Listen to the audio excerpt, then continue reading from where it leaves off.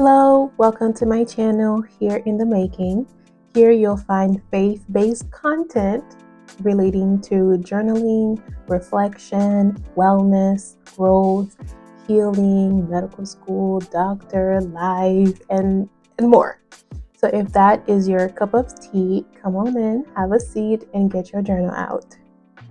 Last month, I learned that I matched into Residency. So here's an update on how things have been going so far. In this video, I'm going to talk about processing all these emotions, starting residency, paperwork, planning my graduation, finding housing, and how I'm incorporating self-care during this highly emotional and let's get into it. So from the day that I learned match, which was March 11th, I learned that I matched, and then March 15th is when I learned where I'm going. And honestly, it is a grace of God. Like, God is so good to me. I match exactly where I needed to be. During that time frame, up until now, there's been a lot of processing emotions. So some of the emotions that I felt were gratitude, anxiety, overwhelm, sadness, and miscellaneous emotions. So for gratitude, first and foremost, I am incredibly grateful to God for getting me here. I'm very grateful for my support system, my family, my friends, and those that I met along the journey. I'm grateful for the resources and the people who created the resources that I was able to use to make it this far. And I'm also really grateful towards myself for not giving up, because there are moments I definitely wanted to give up because it was really hard. It was really trying. Listen, it stretched me beyond the limits that I knew I could be stretched. But I'm grateful for myself, not because I didn't give up, but because I leaned on God, and He was the one that strengthened me to not give up. He was my hope. Sometimes I would feel this, the picture is this. Imagine you're in a dark room and there is that one candle on the far end of the table. And that was the hope that I felt deep inside. And I knew that that was God, because I just wanted to call it quits, but God didn't let me give up. And I'm so glad that I was obedient to Him and I didn't give up. So here I am today. For anxiety, my mind was racing and it was hard to conceptualize what happens now. I was unable to sit still because this is a very big move. This is life changing, okay? My life is about to change and I don't even know how. Albeit it's one that I've been preparing for years, but still, now is the time, and it brought on a lot of anxiety. It's like I'm not a student anymore, and when I show up, I'm not gonna be like, hey, I'm a medical student, my name is, it's not gonna be like that. It's like, hi, I'm Dr. Listen, the title is so heavy, and so just a lot of mixed emotions with anxiety being included. This has also been a period of a lot of overwhelming. I think one of the things that made me feel very overwhelmed was so when I shared online that I matched, receiving a lot of phone calls and messages from friends and family just sharing their congratulations for me, and I loved it. I absolutely loved it, and I felt their love. But what I didn't do for myself was take some time out to reflect and really process what was going on before I went ahead and shared it. So now it's like their happiness and their joy was already piling on top of the emotions that I was already feeling. So it got a bit overwhelming for me. But I took some time out to process how I was feeling, and here I am. For some reason, I felt sad. And it's weird because this is supposed to be a very joyous time. But I think the thing that made me sad, and that could have added to the anxiety, is what is on the other side, the unknown of what's on the other side, of what's waiting for me when I get there. Where I live right now, I've been able to build a community. The Lord has blessed me with a community here, and I'm leaving them. So it's sad. I guess the word could also be bittersweet. And then there are the miscellaneous emotions that were just like a mashup of everything all into one. There is the fear of the unknown. There is being nervous, like, will I find a community I can call my own when I go out there? But there was also excitement. Like, I'm really excited to learn how to be the best doctor I can be. I'm excited to meet my co-residents, to work with them, to meet the faculty members, to learn a lot from them, and to meet my future patients who I hope will bring a smile to them and help them feel better. It's just, I'm really excited to also see, not just to grow personally, professionally, spiritually, but also socially, the new friends that I'll make, the new community that I will be part of. Just, yeah. So in the midst of all this and just feeling all these emotions, one thing I didn't try to do was rush through the emotions. Now, I sat with them, I felt them, no matter how uncomfortable they were. I was present. And at every moment, I reassured myself that God will take care of me. He did it in the past, He will do it again. I've experienced His generosity, I've experienced His provision, and one thing is for sure, God will continue to be God. And for me, that was very reassuring because I know that He's provided for all of my needs before, and He will continue to do it again wherever I am. So that was very reassuring and it helped. Now let's talk about the paperwork. Honestly, the paperwork wasn't as crazy as I thought it would have been. And I think a big part of that is because my program coordinator is very organized and thoughtful and considerate. She didn't just blast us with a bunch of emails. No, every week we got new emails with new tasks and deadlines, and she was very responsive to any messages that we had or any questions to help the process. Some of the tasks range from providing a biological profile like name, date of birth, things like that, and creating an NPI, which is National Provider Identifier, as well as registering for a permit license so that we can practice, so I can practice in that state. So those were some of the tasks that I've done so far. What no one told me was when I registered for NPI, I would get a lot of marketing messages from different businesses offering their services to help me register with insurance companies. I don't understand too much about that. Maybe in the future, hopefully I will understand it. But right now I'm like, that's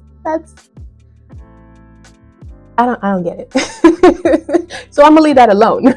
Now, looking for housing. Looking for housing can be one of the most stressful parts about it. Well, depending on where you're going. But if you're going to somewhere that's a little bit on the rural side, sometimes the options can be limited. So because I knew this, I hopped on there like ASAP. Like, I was not trying to play with this because where you live matters. I imagine at the end of a long shift, I will need to, my home will need to be like my peaceful haven, okay?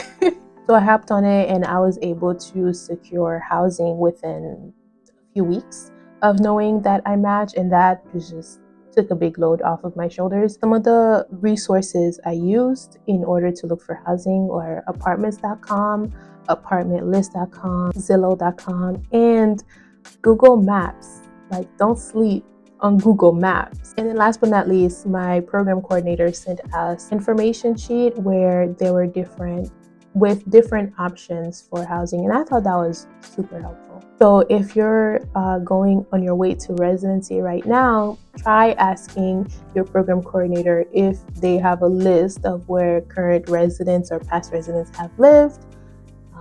You can ask the residents around to see where majority of them are living, but there are options, because if there are residents at that program and they're able to get to that program, there are options nearby. So now, planning for graduation. I don't really have much to say about that except that it has been a stress. It has been a stress of its own, because my graduation is going to be in New York.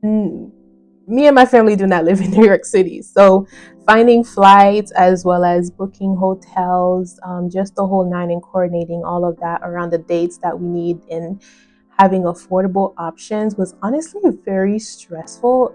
Like something about graduation season where the prices are like up 4 times. It's crazy. So that was super stressful, but thank you, Jesus. Thank you, God, for talented friends in your corner. I'm just gonna leave that right there. All right. So my friends were able to like swoop, come in and help me with this load. They helped me out. Okay. So that's what made it a lot more bearable. And I just thank God for that, for a team.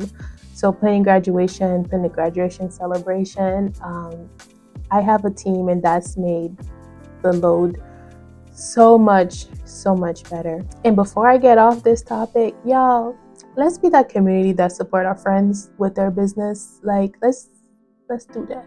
Okay, I'm just gonna leave that right there.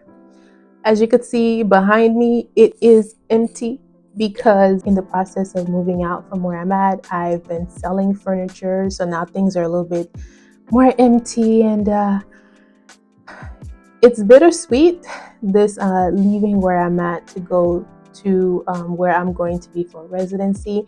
But because I know this time was going to happen, I was very intentional about enjoying my time here, enjoying the people and the community and different activities and exploring and outings and stuff. I've been pretty intentional. So am I ready? Yes. Will I be sad? Yes. But there's one thing I won't have is I won't have any regrets because I was intentional. And then so now the last topic that I'm going to cover in this video is self-care, because that is still important. Okay. So in this highly emotional and anticipatory and bittersweet, while saying goodbye and hello at the same time, here is how I've been able to incorporate self-care. So I'm a believer that we are three-part beings: body, soul, and spirit. And for me, wellness looks like taking care of all three of them.